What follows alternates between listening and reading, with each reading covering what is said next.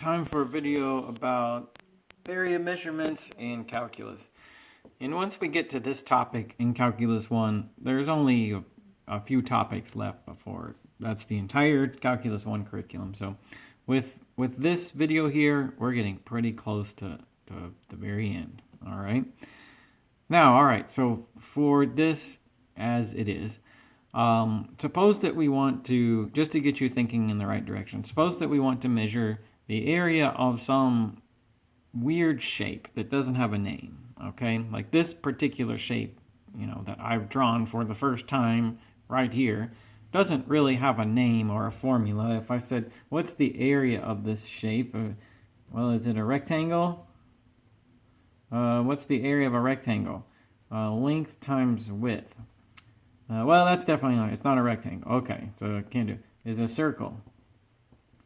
The area of a circle is pi times the radius squared. Well, that's not a circle either. Okay, so this shape does not have some specific formula for its area. All right. Okay, but still, nonetheless, we may want to find a way to measure the area of this shape. So how are we going to do it? So here's the answer that we give to that. I can measure the area of this shape by inscribing rectangles in it. So here I've reproduced this exact same shape, and I've drawn 4 rectangles in it. And you could say the area of that shape that I brought into question at the beginning of the video is about the area of these 4 rectangles. If you could measure the area of each of these rectangles, which you can do by the width times the length, and if you could add all that together, that would be about how big that shape was that we started with, okay?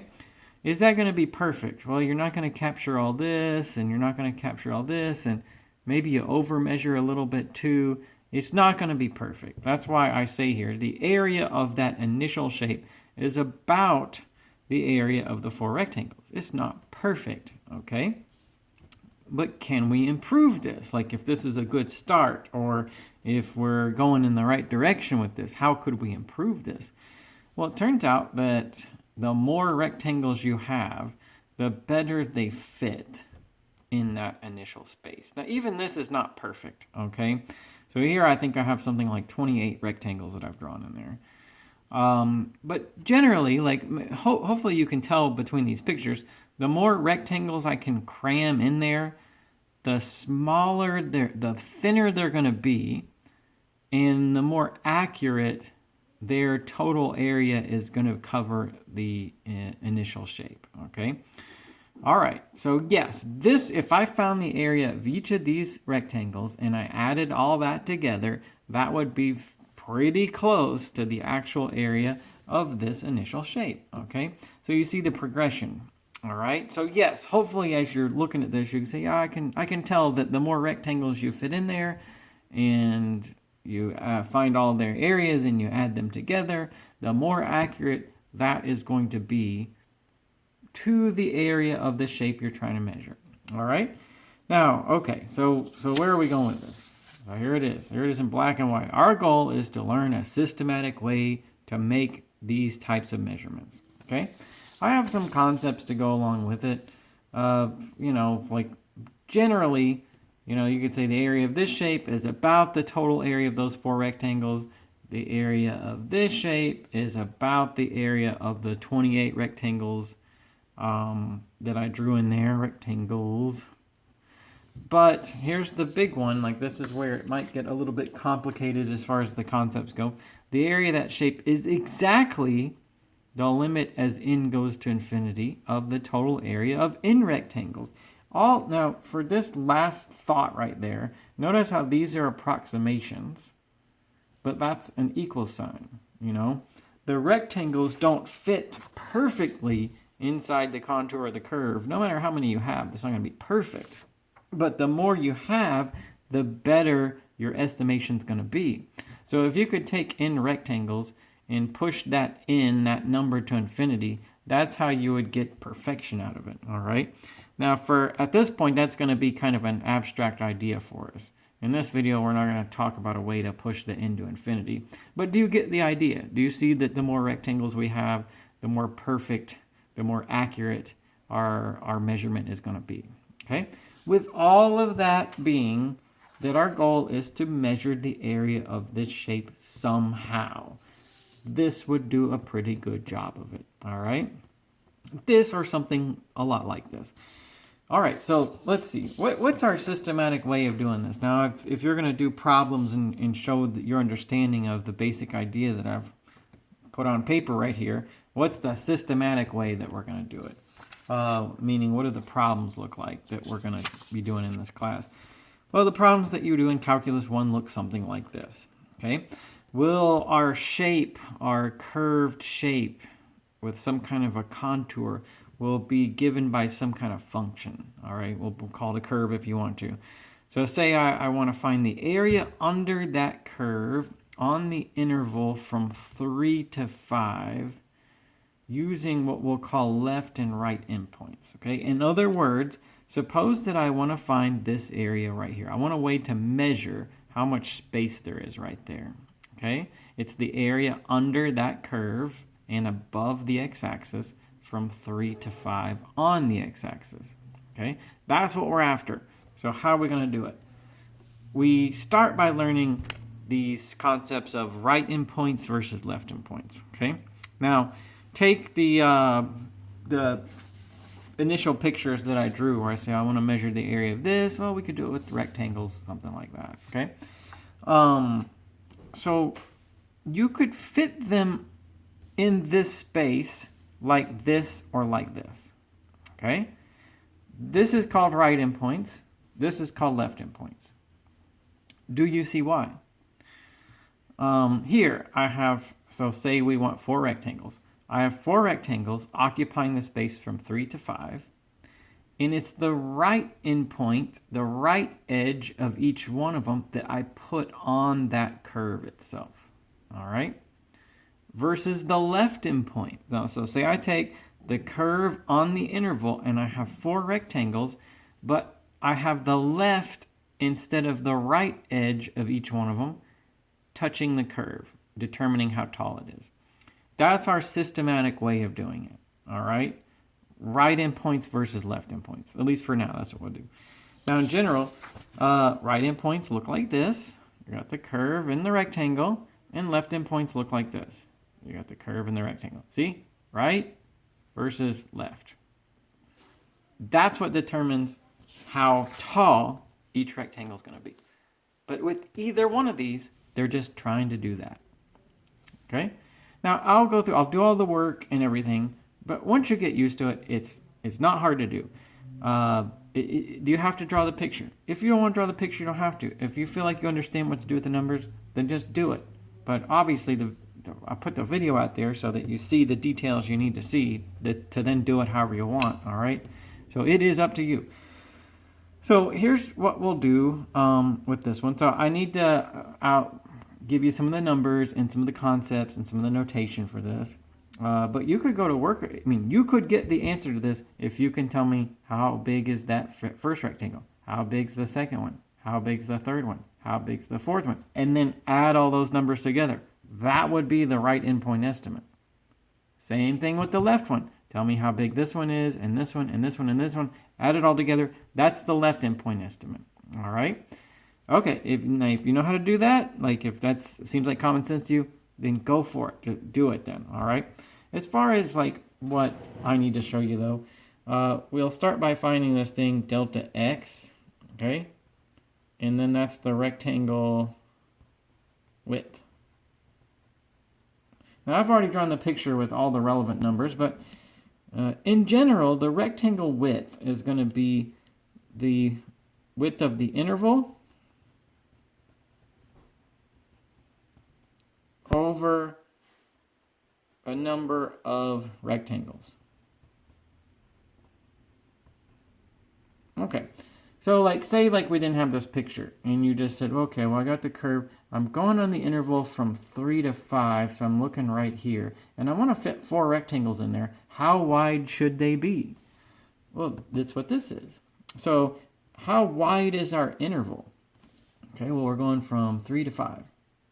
How far is that? 2. All right, and then how many rectangles did we want to put? 4 this time. All right. So 4. So how wide is each rectangle? 1/2 or 0.5. So do you see the way I drew it here? We start with 3. We're going to go to 5. And each rectangle has a width of 1/2. So that means the first rectangle spans from 3 to 3.5. The second one from 3.5 to 4. The third from 4 to 4.5. The fourth from 4.5 to 5. There's 4 equally wide rectangles occupying the interval that was given to us. All right? All by finding their width. Now, you might see this symbol delta x given as the width. All right? Okay. Now, from here. So, how about this? Our right endpoint estimate is going to look like this. It's going to be the total area of these 4 rectangles. The area of a rectangle is the width times the height. So here goes. How wide is this first one? 0.5. Okay. How tall is it? See that point right there? If you knew where this point was on that curve, you would know how tall it was. Where is this point? Where is this point on that curve? Well, you see that? 3.5? That's the x-coordinate of this point. Can't you get the y-coordinate from putting it in here? Okay. So like this point right there, all right, is 3.5 for x and 3.5 squared plus 1 for y. Okay? So in other words, like that point has this y-coordinate, and that's how tall this first rectangle is. It's the y-coordinate associated with 3.5. So I'm going to get 3.5 squared plus 1. All right. For that first rectangle, that's the width, that's the height. Okay, what about the next one? We're going to add them all together to get the grand total estimate for the area. So the next rectangle also has a width of 0.5. How tall is it? Well, you see it right here. That number, that y-coordinate determines how tall it is. That's associated with x being 4 in there, right? It's just that point. So I'm going to say 4 squared plus 1. What about the next rectangle? What about the third one? Well, its width is 0.5. And its height is, well, see that's how tall it is. Right there, if you could go up to that point, that would be how tall it is. What is that point? That's the y-coordinate associated with x being 4.5. So we'll say 4.5 squared plus 1. All right, there's my y-coordinate out of that curve. And then my last rectangle, my fourth one, also has a width of 0.5. That's how wide all of them are. We'll say plus 0.5. And then how tall is it? Well, so that number. Put 5 in for x. You'll get the y-coordinate right there, and that's how tall it is. So that's going to be 5 squared plus 1. Okay. Now, before I calculate that number, I feel better making some notes that with any one of these, the first number is the width of the rectangle, and the second number is the height. Okay? And like this multiplication, this term is for the third rectangle, but that's what they all are. They all look like that. So let's calculate this. Okay, and if you do that, you'll get equal to 38.75. Okay, so there is our right endpoint estimate. All right, 38.75. So what about the left one? Well, if you can do the right, you can do the left. It's not like the math really changes that much. It does change the individual sizes of the rectangles, though. Okay, now they're the same width. All right, whether you do left or right endpoints. It's just going to do, the heights will be a little bit different. Remember, the heights of these rectangles are determined by the left edge, the left endpoint of each rectangle. So, all right, for this one, here's what we're going to get. First rectangle, width of 0.5. How tall is it? Right there. Put 3 in for x. That's how tall it is. So we'll get 3 squared plus 1. That's the y-coordinate out of this. It's that point right there. Put 3 in for x. That's the y. That's the height. The next one. How wide is the second rectangle right here? It also has a width of 0.5 because they all have a width of 0.5. And its height is determined by the x-coordinate of 3.5. So we'll say 3.5 squared plus 1. And then we keep going. The third rectangle has a width of 0.5. Here it is right here. I'm looking at the third rectangle right here. Its height is determined by the x-coordinate 4. So we'll say 4 squared plus 1. And then the fourth rectangle, has a width of 0.5, and its height is determined by this x-coordinate 4.5. So I put 4.5 in here, and I get the y-coordinate, I get the height. Okay, so, well, let's see what that is. We'll have to just do the math, add all this together and so on. Here's what we get. Okay, so we get 30.75.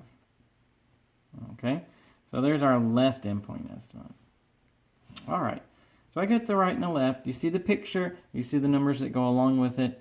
We might I put a note about this, that this actual area right here, doesn't it make sense that whatever the true measurement for that is, it's not this number and it's not that one. Because the rectangles, they just don't fit perfectly in there. The more of them you have, the better they'll fit and the more accurate your answer will be. But as it is, they don't fit perfectly. This one over measures and this one under measures. So the actual area is somewhere between them. It's somewhere between 38.75. Okay, which is the right endpoint estimate, which over measures a little bit. You can see from my picture that it's going to over measure. This is the true shape of that curve. And it's a little bit more than 30.75. 30.75 is my left endpoint measurement, which you can tell is going to under measure a little bit. So the truth is somewhere in between those, all right? I'm not saying it's exactly in the middle, you know, but what my claim is that given that that one is above and that one's below, that it's somewhere between it. Whatever the truth is, somewhere in the middle. Okay, so that's like one additional concept that we need to have about that. All right, so we got, you know what left and right endpoints look like, and you know that for now at least we're going to find the area of each rectangle and add them all together. That's what the right and left endpoint estimates are. Okay, all right, so let's try something else kind of like this. All right, so here I give a different curve, a different interval, and more rectangles. So say this question says, estimate the area under the curve y is equal to sine x on the interval from 0 to pi. Okay, and it happens to run through the x-axis at 0 and at pi. All right, on the interval 0 to pi, all right, got that, using 6 rectangles and right endpoints. So look at my picture there. What have I drawn? 1, 2, 3, 4, 5, 6 rectangles, and it's the right edge of each rectangle that intersects the curve, and that's what determines how tall each rectangle is. Okay, it's the right versus left endpoints that determines how tall the rectangles are. What about the rectangle width? How did I say that we do that? Take the interval width and divide by the number of rectangles. The interval has a width of pi. It goes from 0 to pi. That's how wide it is. In this question, happen to say, let's use 6 rectangles. Okay, so it's pi over 6. So, all right, now more vocabulary. I try not to tell you everything at one time, but you see how if I want to fill in this space with 6 rectangles, and I know how wide they are, I just count from beginning to end on my interval by that number. So we begin at 0, 1 pi over 6, 2 pi over 6, 3 pi over 6, 4 pi over 6, 5 pi over 6, 6 pi over 6. And I say I reduce those. 1 pi over 6. 2 pi over 6 reduces to pi over 3, and so on. So that's where each rectangle stands. Right? If I find the width and I count through the interval, that's where each one stands. Those numbers are also called the partition. Okay, So, all right, now you can think about that as, well, in any case, partition might seem like a fancy word. This is where each rectangle stands. Each rectangle stands between any two numbers in the partition. So look at the partition, look at my picture. If you're a visual person, the meaning of this partition is right there in the picture. Okay, so all right, let's calculate the right endpoint estimate of that area. All right, so my right endpoint estimate.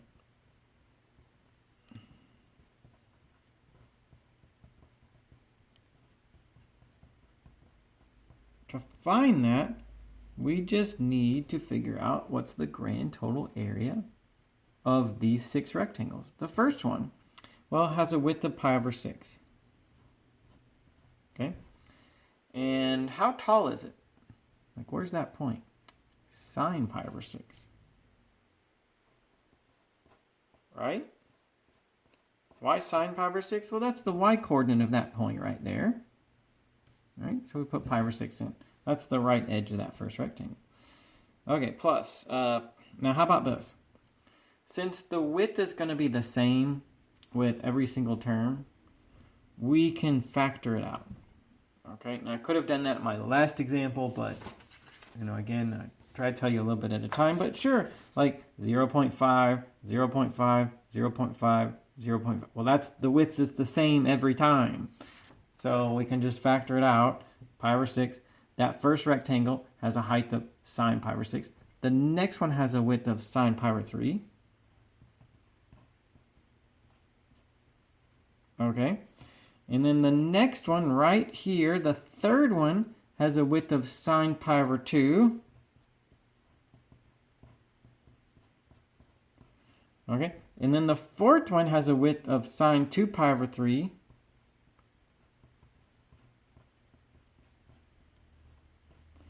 And then this one has a width of, a height of sine 5 pi over 6.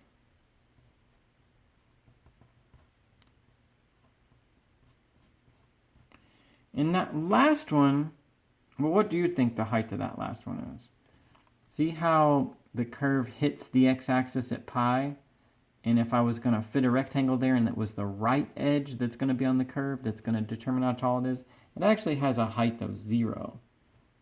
What if you did sine of pi? Well, you'll find out that's 0 anyway. Okay. All right. So there's there's the picture to go along with this. The picture justifies why the heights are sine pi over 6, sine pi over 3, and so on. But the math is the same. I really think the picture goes a long way to explaining the arrangement here. But nonetheless, that number right there is going to be the width.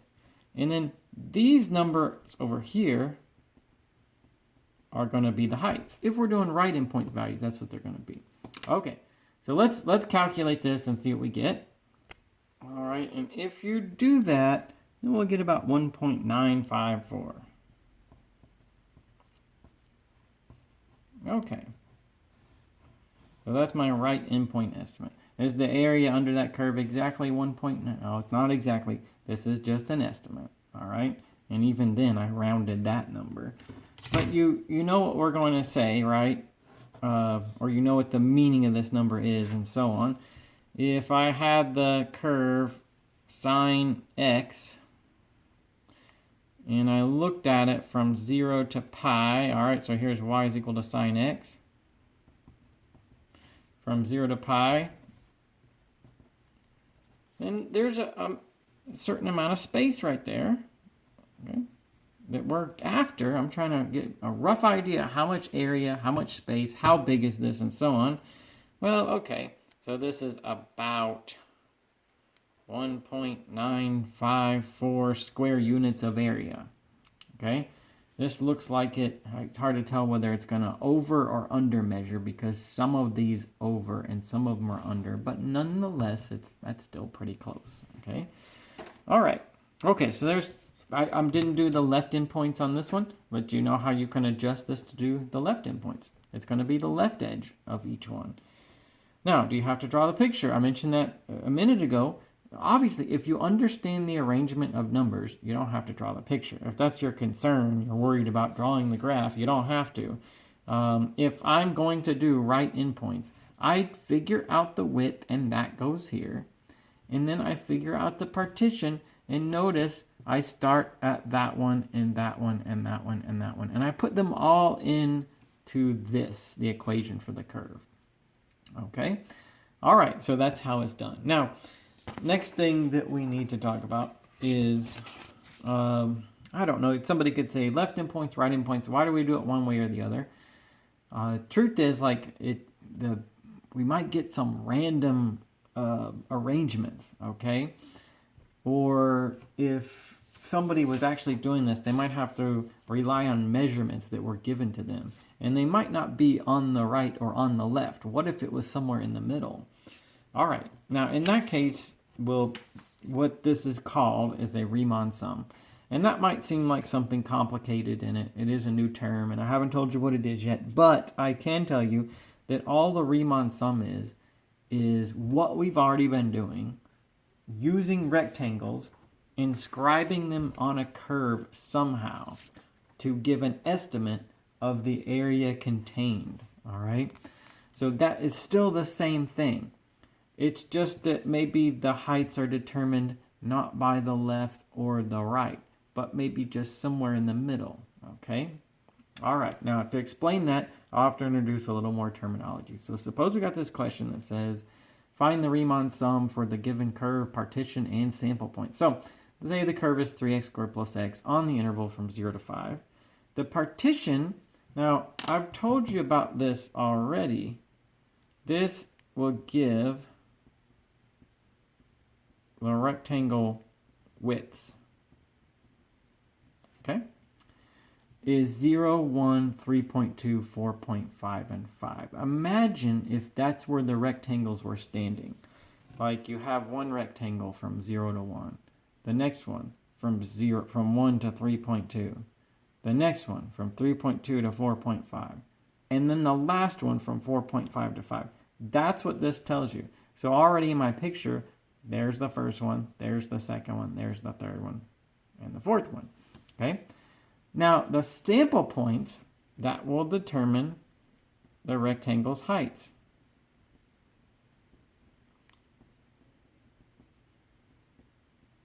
Okay, meaning that say that this first sample point 0.7. Notice that 0.7 is between 0 and 1.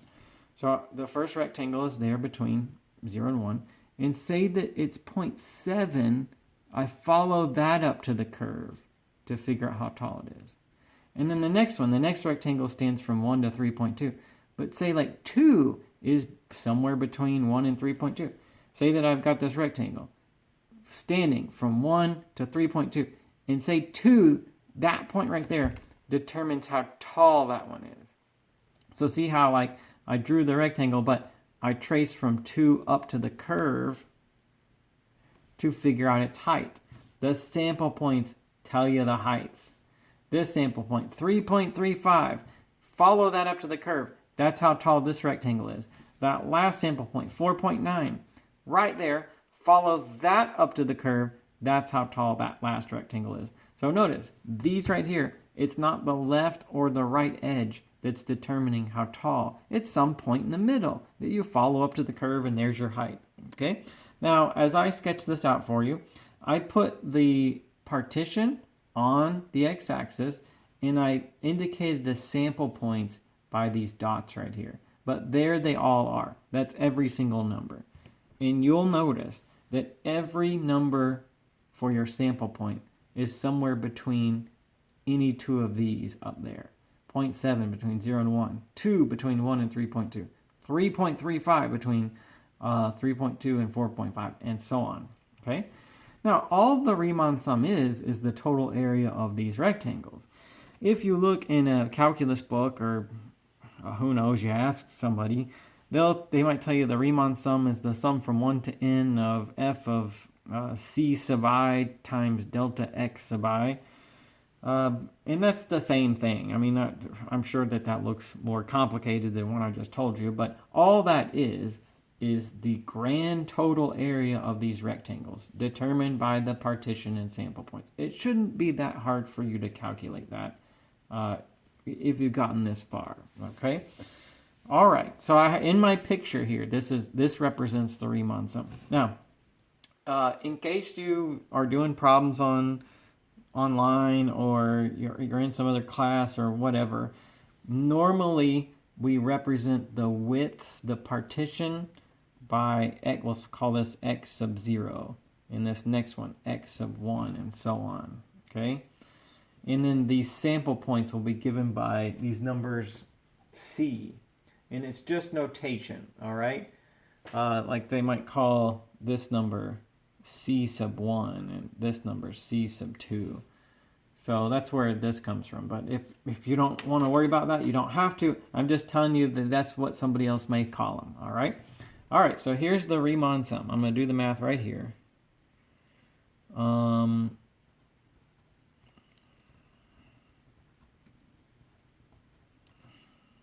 Okay, I misspelled Riemann sum. You're going to have to give me that, i.e. Riemann sum. So the Riemann sum is as it says there, the grand total area of these four rectangles. How wide is the first one? It goes from 0 to 1. It has a width of 1. How tall is it? Well, it's that sample point, 0.7, that determines its height, all right? Take 0.7 on the x-axis, follow it up to this curve, and you're going to be right there. That's how tall it is. The y-coordinate of this associated with 0.7 for x is the height of that first rectangle. So that's going to be 3 times 0.7 squared plus 0.7. Okay? All right, so there's the area of that first rectangle. The next rectangle, what's the width right there? It goes from 1 to 3.2. So it has a width of 2.2. You could just subtract 3.2 minus 1. That's the width of it. How tall is it? Well, the sample point 2 right there determines the height of that rectangle. I've taken 2 on the x-axis. I followed up to that curve right there. The y-coordinate of that point from x is 2 is the height of the second rectangle. So that'd be 3 times 2 squared plus 2, because you get the y-coordinate by 3x squared plus x. Okay, so 2 more to go. This next one stretches from 3.2 to 4.5. And like I told you, we subtract 4.5 minus 3.2. We'll get 1.3. That's how wide the third one is, okay? And how tall is it? Well, it's the sample point right there. 3.35 on the x-axis that tells you how tall it is, all right? So, well, okay, so put 3.35 in for x here, and you'll get the y-coordinate of that point, and that's the height. So 3.35 squared times 3 plus 3.35. And then my last one, last rectangle, stretches from 4.5 to 5. It has a width of 0.5 as a result, okay? That's the width of the last one. And I put 4.9 for x to get the height right there on that. So it'll be 4.9, 3 times 4.9 squared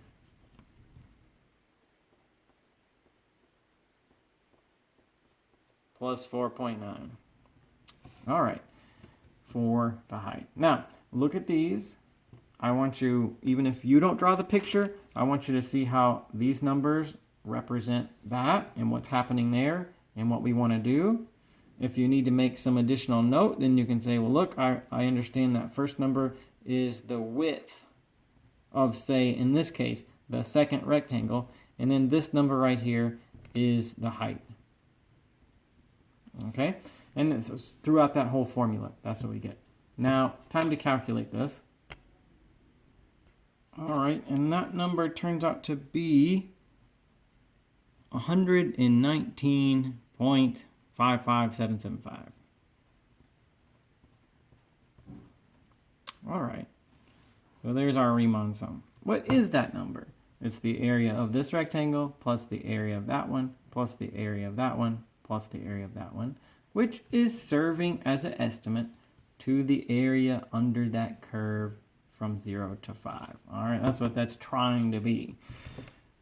All right, so now you know what a Riemann sum is. Let's look at one more, like just to round it off a little bit. So say this one, I want to give something similar but with a different curve and partition and sample points. But say we want to calculate the Riemann sum for the given curve, partition, and sample points where the curve is 3 over x squared on the interval 0 to 1.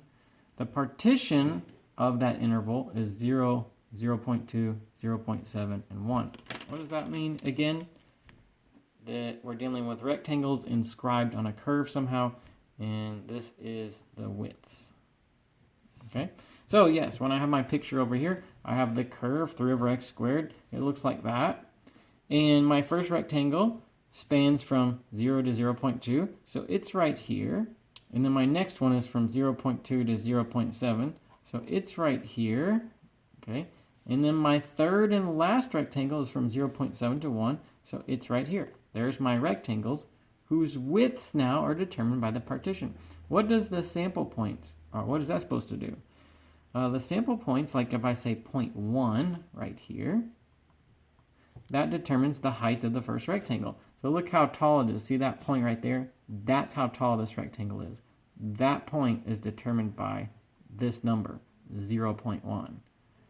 Find the y-coordinate on that curve from x 0.1, and that's how tall this first one is. Okay, and that's what all the other sample points do in the same way. Okay, so the heights, okay, so 0.5. So 0.5 is there between 0.2 and 0.7. And if I follow that up, that's how tall this one is. And then that last sample point was 0.8. Well, that's like right there. That's how tall the last one is. So I got 3 rectangles this time. So let's see. The Riemann sum.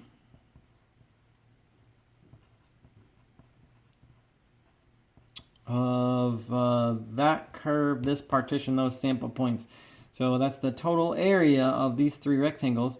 What's the width of the first one that stretches from 0 to 0.2? That'd be 0.2. How tall is it? Use the sample point. Okay, that goes in here. Okay, so 3 over 0.1 squared. That's the width and the height of my first rectangle. The width and the height. Now that next one. How wide is it if it goes from 0.2 to 0.7? The width is going to be 0.5. 0.7 minus 0.2. How tall is it? That is determined by this sample point right here, 0.5. So I'll do 3 over 0.5 squared. Okay, and then what about that last one? How wide is it? 0.3. It does stretch from 0.7 to 1, so its width is 0.3. 1 minus 0.7. And how tall is it? 0.8. The sample point determines its height. So put that in the curve. That's the y-coordinate. That's the height. So 3 over 0.8 squared. All right. So there's my grand total area of the 3 rectangles that you see in the picture. I know I told you this already, but I can't resist. Here it is again. That number in this term is the width. This number in this term is the height. Otherwise, you're seeing it in the picture. All right? So, okay, I got to do the math on that one, see what it is. All right, and what I get, doing that in my calculator, 67.40625. Okay, so that's the Riemann sum. Once you get used to it, I think it's fairly straightforward how you calculate it. And all we're saying is, like, if that's 1 and that's 0, and then you had this like space like that, kind of, that's about how much area there's going to be in it. I know that curve, it's got a vertical asymptote there and goes to infinity, but if we can block off that space, that's about the size of it. That's what the Riemann sum tells us. Okay, but if you can think of it as rectangles, widths, heights, and area, I think that makes it fairly easy to understand. Okay, I say that just in case you see the Riemann sum and it's given to you as that formula, that's the same thing. Okay? What's my argument that I can make for that being the same thing? Well, n is determined by how many rectangles you ultimately have, but that delta xi, that will be the width for any one rectangle. And that f of ci, that's the height. Isn't it true that we found the height by putting our sample point in our function? Okay? Yeah, so maybe you can see how, with a little bit of further reading, this accomplishes the same thing as that. All right? Nonetheless, though, I want to leave you with the picture. I think that might be the best way to think about it long term for us.